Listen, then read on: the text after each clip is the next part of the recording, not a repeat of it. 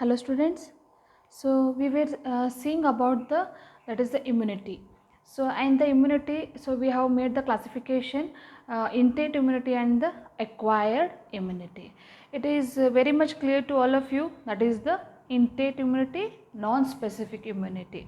So in that we have seen the that is immunity which is the external immunity or the internal immunity, and the immunity so which may be the that is the called as some of the structures they are present, we call it as physiological barriers. If they are present inside the body, we call it as anatomical barriers here.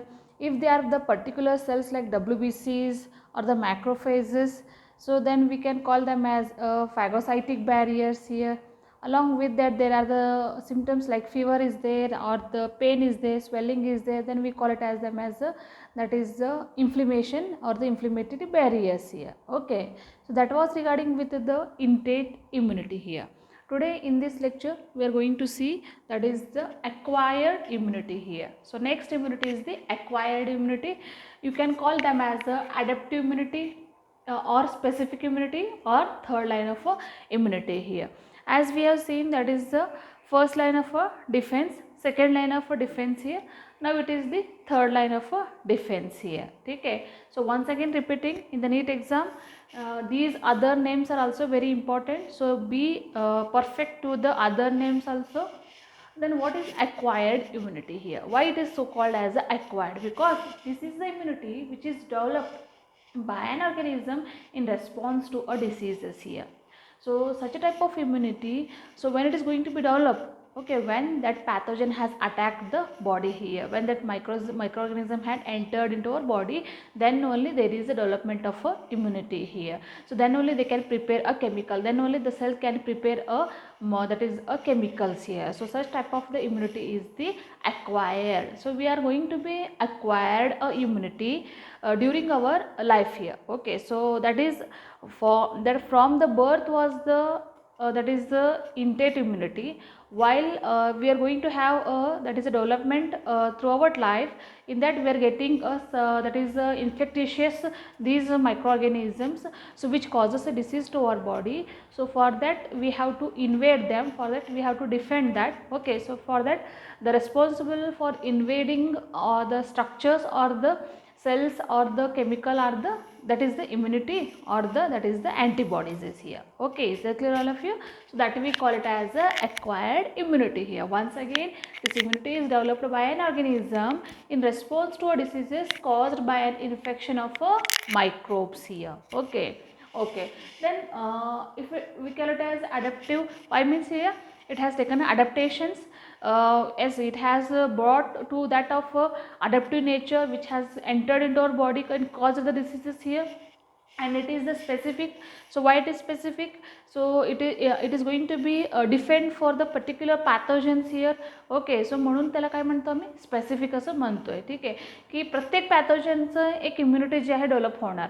आता ह्या वेळेस virus attack केलं तर त्याला एक जे आहे तो काय असणार आहे की इम्युनिटी असणार आहे किंवा तो ॲक्वायर्ड इम्युनिटी असणार आहे. आणि दुसऱ्या वेळेस जे बॅक्टेरिया असू दे त्यावेळेस पण काय एवढं हे इम्युनिटी जे आहे त्यावेळेस त्याचे त्याला डिफेंड करण्यासाठी आणखीन एक काय करणार, केमिकल जे आहे प्रोड्यूस करणार. ठीक आहे, असं प्रकारे त्याला काय म्हणतो मी स्पेसिफिक असं म्हणतोय. आता थर्ड लाईन ऑफ इम्युनिटीमध्ये हे जे इम्युनिटी आहे it also recognise, attack, destroy and remember each foreign substances and the pathogen. ठीक आहे, की का बरं आम्ही थर्ड लाईन ऑफ इम्युनिटी म्हणतो की डेफिनेटली डिफेंड करणारच आहे, सोडणारच नाही आहे, म्हणून त्याला थर्ड लाईन करतो. का बरं मी पहिल्यांदा तुम्हाला सांगितल्यावर काय म्हणले होते की फर्स्ट लाईनमध्ये काही जे मायक्रोऑर्गॅनिझम्स आहे बॉडीमध्ये ते पॅरासाइट्स असू दे किंवा मायक्रोऑर्गॅनिझम्स असू दे ते बॉडीमध्ये एंटर होतं. कितीही तो स्किन रफ असू दे किंवा तो फुली केरेटनाइज्ड असू दे तरी पण बॉडीमध्ये एंटर होतात, टिश्यू लेवलला सेल्युलर लेवलला जातातच. ठीक आहे, त्यावेळेस आपल्याला गरज होतं सेकंड लाईन ऑफ डिफेन्सचं होतं. ठीक आहे, मग त्यावेळेस कोण झाला हे WBCs असू दे किंवा काय असणार आहे मायक्रोफेजेस असू दे त्यावेळेस हे डिफेंड करणार. ठीक आहे, मग आता हे डिफेंड केलं, ओके, तो प्रॉपर्टीज आहेत त्यांना डिफेंड करणारच आहे. ठीक आहे, पण हे WBC मॅक्रोफेजेस आपल्याला जन्मापासून आलेलेच आहे. मग ते डिपेंड करणारच आहे. पण काही डिसीजेस जे आहे तो आपल्याला थ्रू आउट द लाईफ जे आहेत आपल्याला होत असतात. त्यावेळेस जे आहे त्या डिसीजला डिफेंड करण्यासाठी आपल्या बॉडीमध्ये इम्युनिटी सिस्टम जे आहे तो स्ट्रॉंग व्हायला पाहिजे. मग त्यावेळेस त्याच्याबरोबर जे आहे त्याच्या डिफेंड करण्यासाठी अँटीबॉडीज जे आहे तयार करायलाच पाहिजे. त्यासाठी त्याला आम्ही काय म्हणतो, त्यावेळेस पुन्हा एक काय झालं की सेकंड लाईनचं गरज होतं, ओके आहेत, पुन्हा त्याच्याहून काय पाहिजे आम्हाला, थर्ड लाईन ऑफ इम्युनिटी पाहिजे. म्हणून मी काय म्हणते, डेफिनेटली त्या डिसीजला किती व्हरायटीज ऑफ डिसीज असू दे, किती व्हरायटी ऑफ पॅथोजन्स असू दे, त्याला डिफेंड करण्यासाठी तो पहिल्यांदा रिकग्नाइज करणार, अटॅक करणार, डिस्ट्रॉय करणार आणि त्याला मेमोराईज करून ठेवणार की हां हे डिसीज आलेले आहे, त्याला नेक्स्ट टाईम आलं की त्याला डिफेंड करायचं पुन्हा. ठीक आहे, डिसीज कॉझिंग मायक्रो ऑर्गॅनिझम आपल्या बॉडीमध्ये एंटर झालेले, so we have to defend once again if it is going to attack the second time here. So that is the foreign substance on the pathogen which enter our body here. Okay, so it is clear and it does this. Okay, this will do म्हणजे हे करणार कसं. Okay, so it will do by making a specialized cells and the antibodies here. So specialized cells formation होणार like the lymphocytes. आलं लक्षात तुम्हाला, specialise cells झाला तो लिम्फोसाइट्समधला टी लिम्फोसाइट्स असू दे किंवा बी लिम्फोसाइट्स असू दे आणि तो अँटीबॉडीज असू दे. लक्षात आलं. म्हणून काय करतात, हे ॲक्वायर्ड इम्युनिटी जे आहे तो डेव्हलप करणार आणि ते डेव्हलप कसं करणार, by the specialise cells and the antibodies. This is called as the acquired immunity. समजून घ्या का बरं, तर आम्हाला हे क्लासिफिकेशन बघायचं आहे. हे क्लासिफिकेशनमध्ये पण सेम कन्सेप्ट तेच असणार आहे, फक्त कधी डेव्हलप होणार, कोणत्या डिसीजला कसं कसं ते डेव्हलप होणार तो आपल्याला बघायचे ह्या अक्वायर्ड इम्युनिटीचं क्लासिफिकेशनमध्ये. मग आता त्याच्यामध्ये मी काय म्हणते, acute immunity and the passive immunity असणार. ठीक आहे, नेक्स्ट लेक्चरमध्ये मी सांगते तुम्हाला acute immunity and the passive immunity. परत ॲक्यूट इम्युनिटीमध्ये natural acquired acute immunity, naturally acquired acute immunity आणि त्याच्यामध्ये दुसरा आर्टिफिशियली ॲक्वायर्ड ॲक्यूट इम्युनिटी. एक नॅचरली ॲक्वायर्ड ॲक्यूट इम्युनिटी आहे, एक जे आहे आर्टिफिशियली ॲक्वायर्ड ॲक्यूट इम्युनिटी आहे. आणि सेम तसंच पॅसिव्ह इम्युनिटीमध्ये पण naturally acquired passive immunity, artificially acquired passive immunity असतात. ठीक आहे, लक्षात आलं तुम्हाला. हेच क्लासिफिकेशन जे आहे आपल्याला बघायचं आहे. तर ॲक्वायर्ड इम्युनिटीचं कन्सेप्ट तुम्हाला क्लिअर असेल तर बाकी हे सगळं काय असणार, क्लिअर होणार आहे. ठीक आहे, मग आता काही युनिक फीचर्स आहे for which it is for the acquired immunity. There are some of the unique features of the acquired immunity. So that is the first one, we call it as a specificity. Okay, that means it is a specific for each type of a pathogens here. Okay, specific आहे, प्रत्येक पॅथोजनला specific आहे, म्हणूनच त्याला specific immunity असं म्हणलेलं आहे. Diversity आहे, तर तुम्ही विचार करा की कितीतरी व्हायरसेस आहेत, त्या व्हायरसेसमधलं आणखीन व्हायरसेस आहे की नेमकं त्यांना व्हायरस म्हणून नाव दिलेलं आहे. त्याच्यामध्ये different type of viruses present आहे, की असं पोलिओ व्हायरस आहे, रिओ व्हायरस आहे, बरोबर आहे ना. असं जे व्हायरसेस आहेत त्या कितीतरी व्हायरस आलेला, बॅक्टेरिया असू दे तो कितीतरी बॅक्टेरियाज आहेत. ठीक आहे, तो स्टेप्टोकोकस असू दे किंवा लॅक्टोबॅसिलस असू दे, हे युजफुल आणि हार्मफुलचं बॅक्टेरिया झालं. मग आता ते हार्मफुलचं बॅक्टेरियामध्ये पण कितीतरी हार्मफुल आपल्याला बॅक्टेरियाज आहेत, म्हणजे किती व्हरायटीज झालं ना. मग हे सगळ्यांना व्हरायटी जे आहे, कुणाचं व्हरायटी आहे, पॅथोजनचं व्हरायटी आहे. त्या पॅथोजन कितीतरी व्हरायटी असू दे त्याला डिफेंड करणारा हे ॲक्वायर्ड इम्युनिटी प्रेझेंट आहे. Is it clear?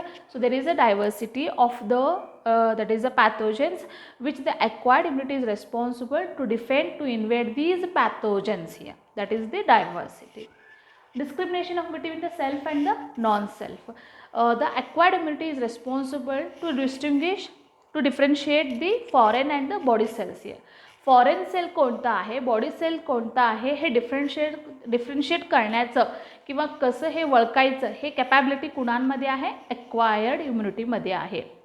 म्हणून त्याला आम्ही डिस्क्रिमिनेशन असं म्हणतो आहे की फॉरेन सेल कोणता आहे, बॉडी सेल कोणता आहे, हे डिफरन्शिएट करू शकतात, हे डिस्क्रिमिनेट करू शकतात. आणि कुणाला डिफेंड करणार, तो बॉडी सेलला डिफेंड करणार नाही, फॉरेनला नॉन सेल्फला डिफेंड करणार. ठीक आहे, so that is the discrimination here. Whereas the memory, Okay, the memory is nothing but the acquired immunity has the capability to memorize that is the disease which has been attacked for the first time. So if at the diseases which has been caused diseases to our body, or the organism entered into our body which has caused the diseases, so which has been defended by this acquired immunity. So when it is going to be attacked the second time, then definitely it will memorize as this has been attacked for the first time. ठीक आहे, म्हणून काय झालं, हे memory जे आहे त्या acquired इम्युनिटीचं आहे, म्हणून तो काय करू शकतात, कितीही वेळी तो जे काय आपल्या डिफेंड करू शकतात, किंवा कितीही वेळी आपल्याला तो डिसीज आपल्या बॉडीमध्ये एंटर झाला की तो डिफेंड करणारच आहे. तुम्हाला कॉमनली माहितीच आहे, सीझन वाईज आपल्याला हे सीझन जे चेंज होतात त्यावेळेस बघा, आता विंटर असू दे, रेनी सीझन असू देत, की सर्दी खोकला ताप वगैरे हे येत असतात. मग त्यावेळेस डॉक्टरकडे गेले की काय म्हणतात त्यांनी, व्हायरल डिसीज आहे, बॅक्टेरियल डिसीज आहे म्हणतात. मग आता त्यांनी काय करतात, अँटीबॉडीज देतात. मग त्यावेळेस काय करतात, so that will defend here. आलं लक्षात तुम्हाला. मग आता पुन्हा परत पुढच्या वर्षी होणारच आहे ना. येस, म्हणून काय आहे की तो मेमोराईज करतात. एकदा झाले की पुन्हा झालं, तो अँटीबॉडीज डेव्हलप झालेले आहे, त्याला त्या अगेन्स्टचा कोणी आपल्या बॉडीमध्ये अँटीबॉडीज तयार झालेले आहेत, म्हणून त्याला काय म्हणतो आम्ही, मेमोरी. म्हणजे ॲक्वायर्ड इम्युनिटीला मेमोरी असं एक फीचर आहे. So that is capable to destroy or the invades the pathogen here. So that is a brief introduction point of acquired immunity or the adaptive immunity or the specific immunity or the third line of immunity here.